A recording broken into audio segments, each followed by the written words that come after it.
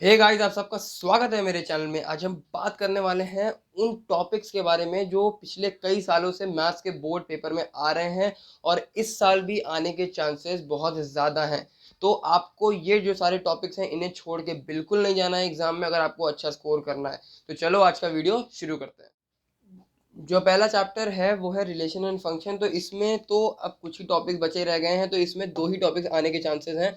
एक है one one onto function proof करने वाला, मे भी आपसे पूछ लें बाइजेक्टिव प्रूफ कर दो या सर्जेक्टिव प्रूफ कर दो। इस तरीके से आपको ये सारी बातें पता होनी चाहिए। दूसरी चीज जो है वो टाइप्स ऑफ रिलेशंस, ये चीज़ें आपको पता होनी चाहिए। तो यही दो टॉपिक्स इस चैप्टर में इंपॉर्टेंट हैं और आपको ये करे बिना नहीं जाना है। अगला चैप्टर है मैट्रिसेस। अगर हम लेते हैं मैट्रिसेस में सबसे इंपॉर्टेंट मल्टीप्लिकेशन आपको आना चाहिए। जिन पे बड़े बड़े नंबर वाले क्वेश्चन बनते हैं, मल्टीप्लिकेशन हो गया। दूसरा ट्रांसपोज, बहुत ही इंपॉर्टेंट टॉपिक है। तीसरा ट्रांसपोज के बाद सिमेट्रिक और स्क्यू सिमेट्रिक मैट्रिक्स में आपको ब्रेक करना आना चाहिए। इस पे भी क्वेश्चन बहुत बनते हैं, स्टार लगा सकते हैं इसमें आप। उसके बाद जो है operation of matrices, means addition subtraction, है छोटे मोटे टॉपिक्स हैं ऑपरेशन। और कुछ छोटी बातें हैं जैसे इनवर्स की अगर हम बात करें तो इनवर्स बाई फॉर्मूला जो होता है 1/a वाला एडजॉइंट ए, ये आपको आना चाहिए इनवर्स निकालने के लिए। अगले चैप्टर की बात करें जो है डिटर्मिनेंट्स। तो डिटर्मिनेंट्स में ज़्यादा इंपॉर्टेंट है कैलकुलेशन, कैसे करते हैं डिटर्मिनेंट की, मीन डिटर्मिनेंट की वैल्यू निकालना, कैलकुलेशन हो गई। उसके बाद अगला टॉपिक जैसे इंपॉर्टेंट है वो है एरिया ऑफ ट्रायंगल। ठीक है, एरिया ऑफ ट्रायंगल इंपॉर्टेंट है।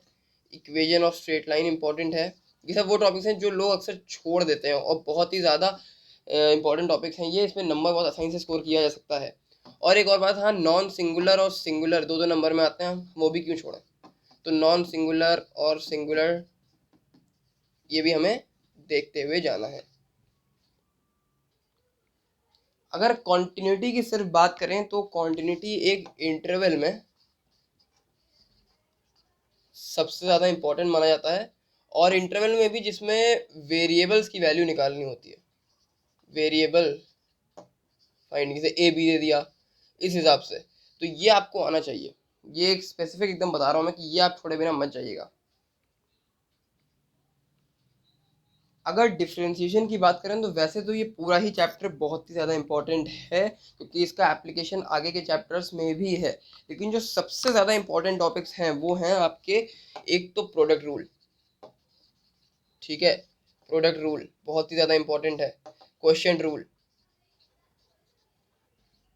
Question rule. उसके बाद जो आपका लॉग वाला फंक्शन होता है, जैसे हमें लॉग की वैल्यू लेनी पड़ती है, लॉग लेके जो सॉल्व करते हैं, वो भी आपको ध्यान में रखना है, बहुत ज़्यादा इंपॉर्टेंट है।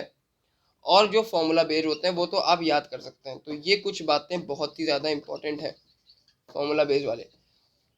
अगर आप लोग कमेंट सेक्शन में बताओगे तो मैं इन चैप्टर्स के कुछ इंपॉर्टेंट क्वेश्चंस भी दे दूंगा जो एग्जाम में एज इट इज़ उठ के आ जाते हैं। अगर एप्लीकेशन और डेरिवेटिव की बात करें तो इसमें तीन पार्ट ही बचे हैं अब सिलेबस में। इसमें पहला है इंक्रीजिंग डिक्रीजिंग। इंक्रीजिंग डिक्रीजिंग में सबसे ज़्यादा जो इंपॉर्टेंट आते हैं क्वेश्चन वो आते हैं ट्रिग्नोमेट्री वाले, जिसमें ट्रिग्नोमेट्रिक फंक्शंस का हमें इंक्रीजिंग डिक्रीजिंग बताना होता है। तो ये क्वेश्चन बहुत ही ज़्यादा इंपॉर्टेंट है। उसके बाद अगला जो है वो है tangent and normal. Tangent and normal से सिंपल क्वेश्चन बनते हैं। इसमें दो कर्व्स कांटेक्ट में हो रहे हों, उस पर टेंजेंट वगैरह वगैरह। और उसके बाद आता है मैक्सिमा एंड मिनिमा,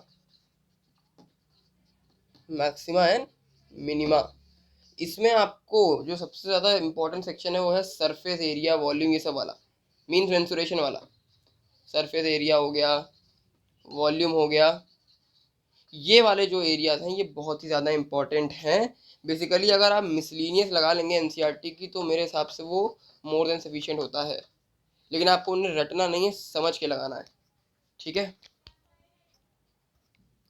इंटीग्रेशन वैसे तो काफ़ी ज़्यादा वास्ट टॉपिक है, लेकिन इसमें भी वही होता है ना कि कुछ इंपॉर्टेंट टॉपिक्स हैं जो आते ही आते हैं। तो सबसे पहला है जो है फंक्शन, जिसमें हमें लेट करना पड़ता है, फंक्शन लेट वाले क्वेश्चंस। अगर ये डायरेक्ट नहीं पूछा जाएगा तो आपको इसको यूज़ करना पड़ेगा और बड़े बड़े क्वेश्चंस में।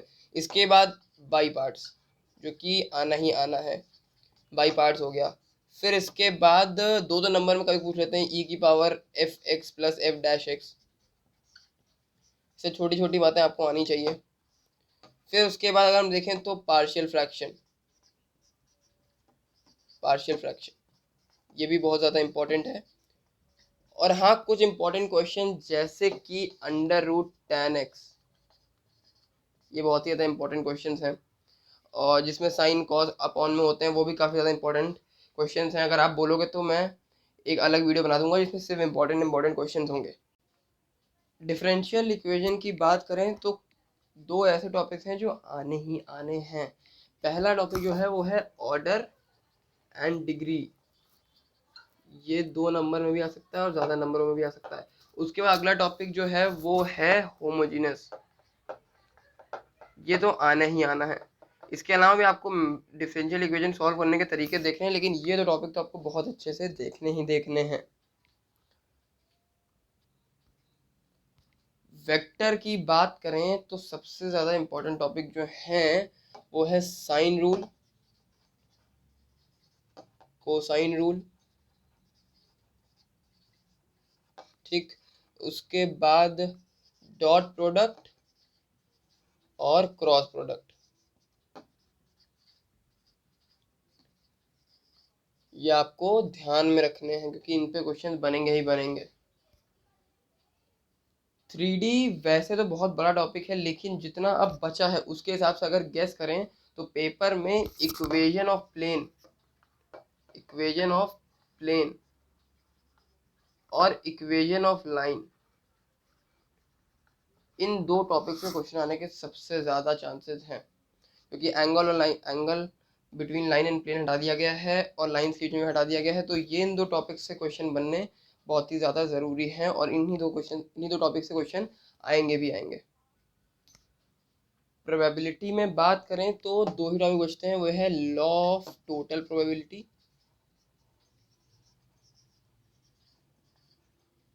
और दूसरा बेस थ्योरम,